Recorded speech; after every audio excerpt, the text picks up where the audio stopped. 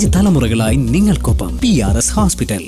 മുമ്പൊരിക്കൽ തിരുവനന്തപുരത്ത് നടന്ന ഒരു ബിസിനസ് മീറ്റിംഗിൽ ടെക്നോ പാർക്കിൻ്റെ മുൻ CEO കൂടി പങ്കെടുത്തിരുന്നു. ആ മീറ്റിങ്ങിൽ വെച്ച് ഞാനും ഒരു പ്രഭാഷകനായിരുന്നു. അന്ന് ഞാൻ ചോദിച്ചൊരു ചോദ്യമുണ്ട്, CEOയോട് തന്നെയായിരുന്നു ചോദിച്ചത്. ടെക്നോ പാർക്ക്, ഇൻഫോ പാർക്കുകൾ കേരളത്തിൽ വന്നിട്ടുണ്ട്. ധാരാളം ആളുകൾക്ക് ജോലി കൊടുക്കുന്നു. നേരിട്ട് ആളുകൾ IT പ്രൊഫഷണൽക്ക് ജോലി കൊടുക്കുന്നു. പിന്നെ സെക്യൂരിറ്റി മുതൽ പിയൂൺ മുതൽ മറ്റുള്ള ഒരുപാട് ആളുകൾക്ക് ജോലി കിട്ടുന്നു. പക്ഷേ മറ്റൊരു സംശയമുണ്ട്. ഈ ടെക്നോ പാർക്കുകളിൽ ജോലി ചെയ്യുന്നത് നമ്മുടെ രാജ്യത്തെ ബൗദ്ധികമായി ബുദ്ധിപരമായി ഉയർന്ന കുട്ടികളാണല്ലോ. പ്രത്യേകിച്ച് എഞ്ചിനീയറിംഗൊക്കെ പാസ്സായി ക്യാമ്പസ് ഇൻ്റർവ്യൂവിലൂടെയൊക്കെ കൊണ്ടുപോകുന്ന കുട്ടികളാണ്. അപ്പോൾ ഒരുവിധം ബുദ്ധിയുള്ള കുട്ടികളാണ്. ക്ലാസ് 1 ഇപ്പോൾ അണ്ടിപ്പരിപ്പിൻ്റെയൊക്കെ കാര്യം പറഞ്ഞ പോലെ, കശുവണ്ടിയുടെ കാര്യം പറഞ്ഞ പോലെ, അല്ലെങ്കിൽ ഏലത്തിൻ്റെയും കുരുമുളകിൻ്റെ കാര്യം, ക്ലാസ് 1 അങ്ങ് അമേരിക്കയിലും സിലിക്കൺ വാലിയിലും ലോകരാജ്യങ്ങളിലേക്ക് പോകും. ഒരു ക്ലാസ് 2 നമ്മുടെ ടെക്നോ പാർക്കുകളിലുണ്ട്. ചിലപ്പോൾ നാട്ടിൽ നിൽക്കണമെന്ന് ആഗ്രഹിക്കുന്ന ഒരു ക്ലാസ് 1കാരും കാണും.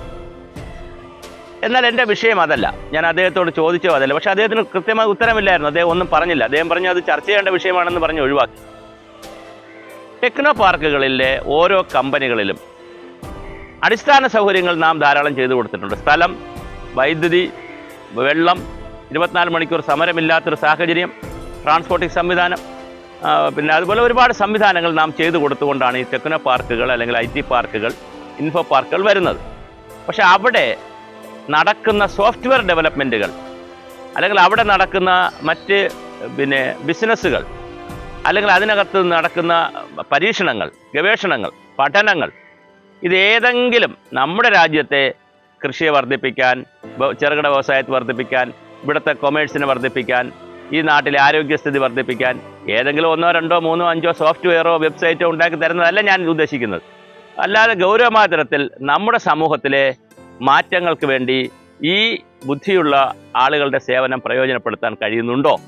വളരെ ഗൗരവമായൊരു ചോദ്യമാണ്. അങ്ങനെ കഴിയുന്നില്ല എന്നുള്ളതാണ്. ലോകത്തിലെ എല്ലാ രാജ്യങ്ങൾക്കും ആവശ്യമായ സേവനങ്ങൾ, അത് സേവനങ്ങളെന്ന് പറയുമ്പോൾ പലപ്പോഴും കാശ് വാങ്ങി പണമുണ്ടാക്കുന്നതിനുള്ള സേവനങ്ങളാണ്. അല്ലാതെ അടിസ്ഥാനപരമായ ആളുകളുടെ സേവനങ്ങളല്ല പലപ്പോഴും നടക്കുന്നത്. അല്ലാതെ കാശുണ്ടാക്കുന്നതിനുള്ള സോഫ്റ്റ്വെയറുകളും കമ്പനികൾക്ക് ആവശ്യമുള്ള കാര്യങ്ങളും ബിസിനസ്സിന് ആവശ്യമുള്ള കാര്യങ്ങളുമാണ് കൂടുതൽ നടക്കുന്നത്. അപ്പോൾ ഇതിനെ സംബന്ധിച്ച് വളരെ ഗൗരവമായ ഒരു ചർച്ച ഉണ്ടാകണ്ടേ? അപ്പോൾ ടെക്നോ പാർക്കുകൾ അനുവദിക്കുമ്പോൾ ചൈനയിലൊക്കെ ഉള്ള ഒരു രീതി കേട്ടിട്ടുണ്ട്. അതിൻ്റെ വിശദാംശങ്ങൾ നമുക്കിനിയും ചർച്ച ചെയ്യണം.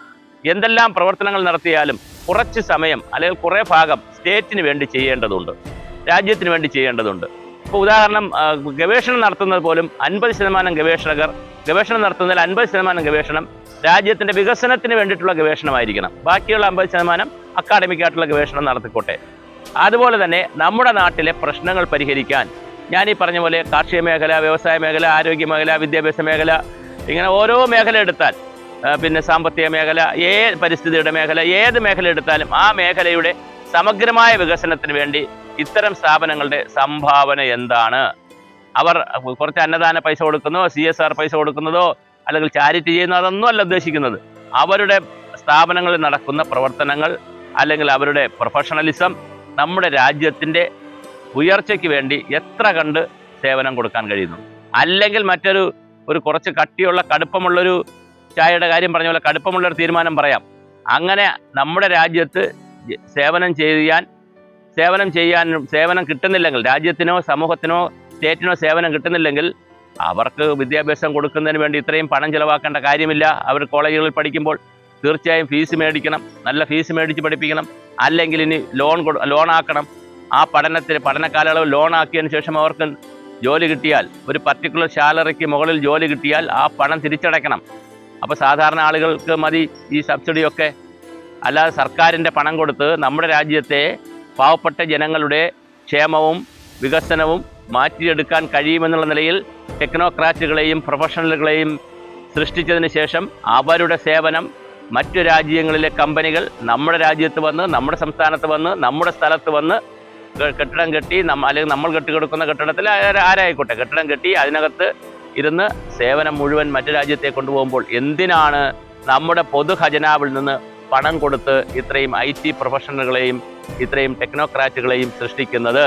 അപ്പോൾ അത് വിദേശ രാജ്യങ്ങളിൽ പലയിടത്തും ചെയ്യുന്നത് പോലെ പഠിക്കുന്ന കാലത്ത് ഒന്നുകിൽ അവർ വരുമാനം കൂടി ഉണ്ടാക്കി പഠിക്കണം, അല്ലെങ്കിൽ അവർക്ക് നല്ല ലോൺ കൊടുക്കുക, വിദ്യാഭ്യാസ ലോൺ കൊടുക്കുക. ആ ലോൺ അവർ ജോലി കിട്ടിക്കഴിഞ്ഞാൽ തിരിച്ചടയ്ക്കണം. ഇതല്ലെങ്കിൽ അവരുടെ സേവനം വാങ്ങണം. ഇതിപ്പോൾ സേവനവും വാങ്ങുന്നില്ല, സമൂഹത്തിന് ഗുണവും കിട്ടുന്നില്ല. തീർച്ചയായിട്ടും കുറച്ച് പേർക്ക് ജോലി കൊടുക്കുന്നുണ്ട്, കുറേ അധികം ആളുകൾക്ക് ജോലി കൊടുക്കുന്നുണ്ട്. പക്ഷേ ഇത്രയും തുക, ഇത്രയും സംവിധാനങ്ങൾ മറ്റ് മേഖലയിൽ മുടക്കിയിരുന്നെങ്കിൽ ഇതിനേക്കാൾ ആളുകൾക്ക് തൊഴിൽ കൊടുക്കാൻ പറ്റുമോ, പറ്റില്ലേ എന്നുള്ള ചോദ്യവും ഇവിടെ ഉണ്ട്. അപ്പോൾ തീർച്ചയായിട്ടും IT പാർക്കുകളിൽ, ടെക്നോ പാർക്കുകളിൽ, ഇൻഫോ പാർക്കുകളുടെ സേവനം നമ്മുടെ രാജ്യത്തിന്, നമ്മുടെ സമൂഹത്തിന്, നമ്മുടെ സംസ്ഥാനത്തിന്, അവയുടെ ക്ഷേമത്തിന്, വികസനത്തിന് എത്ര കണ്ട് ഉതകുന്നു, എന്ത് ലഭിക്കുന്നു എന്നുള്ളത് ഗൗരവമായി ചർച്ച ചെയ്യപ്പെടണം. ഇത് ഞാൻ ടെക്നോ പാർക്കിലെ മുൻ CEOയോട് ക്ലോസ് ഡോർ മീറ്റിങ്ങിൽ അല്ലെങ്കിൽ ഒരു ഹോട്ടലിൽ നടന്ന മീറ്റിങ്ങിൽ പറഞ്ഞെങ്കിൽ ഇന്നത് പൊതു ചർച്ചയ്ക്ക് വേണ്ടി പറയുകയാണ്. ടെക്നോ പാർക്കിൽ ഉള്ളവരും ഇത് ചർച്ച ചെയ്യണം, പൊതുസമൂഹവും ചർച്ച ചെയ്യണം.